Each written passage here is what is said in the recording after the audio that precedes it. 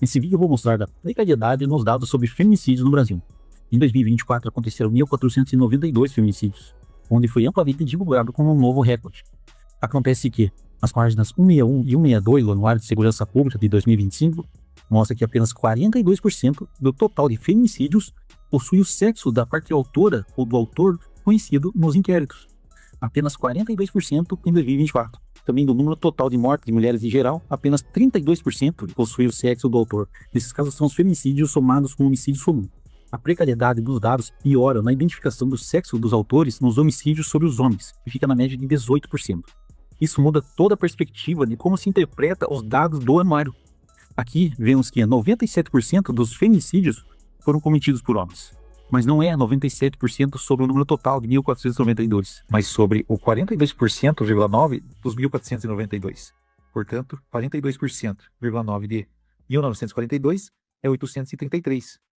E 97% de 833 é 808. Restando 659 casos onde não se tem o sexo do autor conhecido. Lembrando que feminicídio pode ser cometido por parceiros íntimos, parceiras íntimas, irmãos, irmãs, avós, tios, todos que convivem no ambiente doméstico. O CNJ orienta para que todos os casos de mortes violentas de mulheres sejam cadastradas inicialmente como feminicídios, mesmo sem nenhuma informação sobre o crime. O grande problema é que não existe reclassificação em nenhum momento posterior, sendo esse dado que se torna estatística.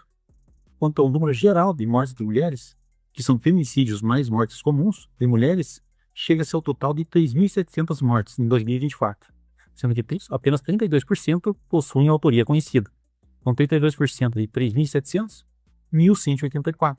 O Anuário de Segurança Pública informa que, do total de mulheres mortas, 87% foram cometidas pelos homens. Então, 87% tem que ser feito sobre 1.184.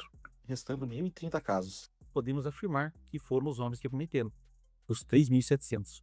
Então, diante disso, é impossível afirmar que houve recorde de feminicídios, sendo que não sabemos nem o sexo do autor. Eu fiz um questionamento no portal da Lei de Informação e eles não deixaram claro se esses dados que não têm o sexo, de fato são com autoria conhecida. Talvez sequer conhece o autor do crime. Dos homens cometidos por mulheres, que ficam no gráfico 48, na página 162 do anuário, temos os dados de 4,4% dos casos cometidos diretamente pelas mulheres e 4,1% a mando de mulheres, de teoria mista. Então, temos 8,5 casos de participação de mulheres nas mortes dos homens. No total de homicídios em geral, em 2024, foram 44.127 mortes, sendo que 91% foram os homens que morreram e foram os homens que mataram. Então, são 18% dos 40.100, onde já foram descontados os 9% de mulheres mortas. Chegando ao número de 7.517 casos. Tem o sexo do autor conhecido. Portanto, 8,5% de crimes cometidos pelas mulheres precisa ser calculada sobre 7.517, restando 638. Essas informações estão no anuário, porém elas são desconsideradas quando fazem o somatório de homicídios ou feminicídios. Eu vou ler agora uma frase que consta na página 161 do anuário, que deixa você entender mais ou menos o porquê de todas essas políticas e porquê dessa divulgação de dados enviesados.